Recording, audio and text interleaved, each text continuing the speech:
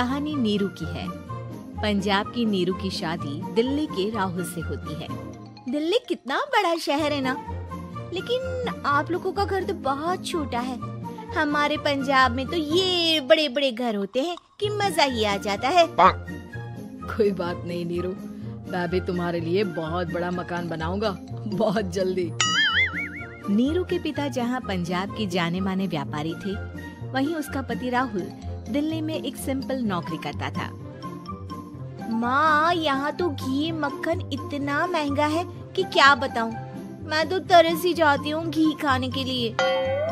नीरू की माँ को ये सुनकर बहुत दुख होता है। मेरी बेटी को घी नसीब नहीं हो रहा है और ये बहू यहाँ बैठकर घी में शक्कर डाल रही है। देख वनिता, मैं साफ कह रही हूँ, इस घर में जितना घी आएगा उतना ही मेरी बेटी के घर दिल्ली भी जाएगा। अरे ये क्या बात होती है माँ जी? बेटी का उतना ही करो जो अच्छा लगे। अब क्या मायके से घी और मक्खन तक की सप्लाई करोगी आप? हाँ, मेरी बेटी किसी चीज को तरसे मुझसे बर्दाश्त नहीं होता। अब क्या था, नीरू के मायके में 2 किलो घी आता तो 2 किलो दिल्ली जाता नीरू के पास। एक दिन, माँ बड़ी गर्मी पड़ती है दिल्ली में। इस घर में तो एक ही एसी है और वो भी ड्राइंग रूम में। सारा परिवार एक ही कमरे में सोता है। हाँ बेटा, वो तो हर घर की कहानी है। यहाँ भी एक ही एसी है। अरे बिल इतना आता है कि क्या बोलूं। तभी वहाँ राकेश आ जाता है। माँ, थोड़ी देर में यहाँ कुछ प्लम्बर आएंगे मेरे कमरे में एसी लगाने। जरा ध्यान से लगवा देना ना माँ। ओए, ऐसे कैसे तेरे कमरे में एसी लगेगा? हाँ राकेश, एक बार बात तो कर लेता। अरे पापा, वो वनिता को गर्मी में नींद नहीं आती। ड्राइंग रूम में सबके साथ सोने में वो अनकंफर्टेबल है, इसलिए। अरे पूरे परिवार के साथ वहाँ तेरी बहन नीरू भी तो सोती है। वो नहीं हो रही क्या अनकंफर्टेबल? समझ रहा है ना? अगर एसी लगेगा तो एक दिल्ली में तेरी बहन के कमरे में भी लगेगा, तभी तू लगा सकेगा। राकेश वनिता को सारी बात बताता है। वनिता करती भी क्या, मन मार कर बैठ जाती है। माँ, ये लोग ठीक नहीं है, क्या करूँ मैं? अरे बेटी, यहाँ आ जा, तू यहाँ आकर रह ले। अरे छोड़ दे ऐसे पति को। कैसे छोड़ दूँ माँ? समाज क्या कहेगा, लोग क्या कहेंगे? वैसे भी मेरा एक बेटा है मयंक। अरे हटा बेटा, तेरी उम्र ही क्या है? इतनी परेशान रहेगी तो काम कैसे चलेगा? खैर, बात आई गई हो जाती है। माँ को लगता है कि नीरू ठीक है, तो वहीं नीरू के मन में एक ही लाइन चल रही होती है, यहाँ आजा। माँ ने तो बोल ही दिया है कि यहाँ आजा। बस मयंक थोड़ा सा बड़ा हो जाए, इन गरीबों को छोड़कर मैं वापस माँ के पास ही चली जाऊंगी। वो इसी सोच में बाजार में चल रही थी कि मैम, आपका दुपट्टा जमीन को छू रहा है। नीरू जैसे ही उस लड़की की तरफ देखती है, देखती ही रह जाती है। हाय रे, कितना सुंदर लड़का है ये। अब क्या हुआ? मैंने कहा आपका दुपट्टा। तो खुद ही उठा कर दे दो ना। लड़का समझ जाता है कि नीरू उस पर फिदा हो चुकी है। वो उससे उसका नंबर लेकर चला जाता है। अब क्या था, नीरू और रोहित में लगातार बातें होने लगती है। मैं हरियाणा का रहने वाला हूँ, यहाँ एक बड़ी कंपनी का मैनेजर हूँ। अच्छा, और कितने बच्चे हैं तुम्हारे? बच्चे? अरे मेरी तो शादी भी नहीं हुई है। तुम बताओ, शादी करोगी? नीरू शर्मा जाती है। अब लेकिन मैं तो पहले से ही शादीशुदा हूँ। मुझे फर्क नहीं पड़ता, बस तुम शादी कर लो, भाग चलते हैं। बहुत पैसे वाला हूँ मैं, हमेशा खुश रखूंगा तुम्हें। नीरू रोहित से मिलकर सारा प्लान बना लेती है और फिर एक दिन घर से भाग जाती है। दोनों शादी कर लेते हैं। शादी के बाद, क्या बात है नीरू, तुम्हें परेशान सा देखता हूँ, सब ठीक तो है ना? हाँ, सब ठीक है।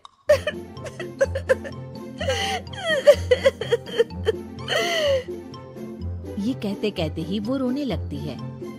अरे क्या हो गया, रो क्यों रही हो? मैंने तुमसे एक बात छुपाई है। और वही बात अब मुझे परेशान कर रही है। रोहित, मेरा एक बेटा भी है, उसका नाम मयंक है। क्या बात कर रही हो? ये तुमने मुझे पहले क्यों नहीं बताया? देखो नीरू, मेरी माँ को मैंने ये नहीं बताया है कि तुम शादीशुदा हो। बच्चा मैं मैनेज नहीं कर पाऊंगा। नीरू को समझ में नहीं आता कि वो क्या करे। तुम उस बच्चे को अपनी माँ को क्यों नहीं दे देती?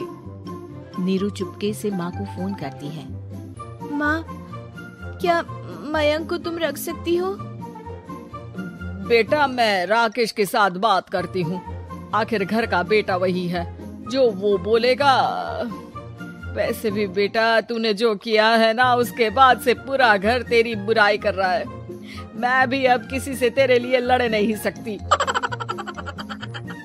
राकेश बेटा, नीरू ने तो जो किया बहुत ही बुरा किया, लेकिन मैं सोच रही थी कि क्यों ना मयंक को हम यहाँ ले आए। तभी वनीता बोल पड़ती है। वाह जी, ऐसे कैसे यहाँ ले आए? यहाँ क्या भंडारा भरा है? और जिस बच्चे की माँ ने नहीं सोचा, उसके लिए हम क्यों सोचे? नीरू को एक बार तो अपने बच्चे के बारे में सोचना चाहिए था ना। अरे लेकिन तेरे पास भी तो लड़का नहीं है ना वनीता। माँ, वनीता ठीक बोल रही है। कल को वो बड़ा होकर इसी घर का हिस्सा मांगेगा, तो हम क्या करेंगे? माँ कहती भी तो क्या, वो चुप रह जाती है। वहीं नीरू का पहला पति कहता है। माँ, अगर आज भी वो वापस आ जाए तो मैं उसे माफ कर दूंगा। बेटा, गरीबी चीज ही ऐसी है, क्या करेगा? तू तो अब मयंक का सोच। वो बेचारा तो बिना माँ का हो गया। मयंक के खातिर तू दूसरी शादी कर ले बेटा। लोगों के लाख समझाने के बाद नीरू के पहले पति की शादी रिद्धि से हो जाती है, जिसके पहले पति से 2 बच्चे होते हैं। देखो जी, मैंने शादी सिर्फ बच्चे के खातिर की है। मैंने भी शादी सिर्फ बच्चों के खातिर की है। वहीं नीरू के दूसरे पति के मन में ये बात घर कर जाती है कि नीरू एक मासूम बच्चे को उसके खातिर छोड़ कर आई है। अब देखो नीरू, मुझे लगता है कि जो औरत अपनी कोख का बच्चा छोड़ सकती है, वो तो कुछ भी कर सकती है। कल को तुम्हें मुझसे अच्छा कोई मिल गया तो तुम तो मुझे भी बाय बाय कर दोगी ना। नीरू को अब उसका दूसरा पति ताने देना शुरू कर देता है। तंग आकर नीरू उसके यहाँ से भागकर अपने पहले पति के पास चली जाती है। लेकिन ससुराल में क्या लेने आई है नीरू, मयंक को? नहीं नहीं सासू माँ, मुझसे गलती हो गई, मुझे माफ कर दीजिए। नीरू, अब वक्त खत्म हो गया है, मेरी शादी हो चुकी है। तो छोड़ दो ना उसे, हमारा बच्चा है। मैं आपको अपनी माँ नहीं मानता, मेरी नहीं मान तो बात अच्छी है। नीरू मयंक की बात सुनकर समझ जाती है कि उसके पास अब ना आसमान रहा, ना ही जमीन।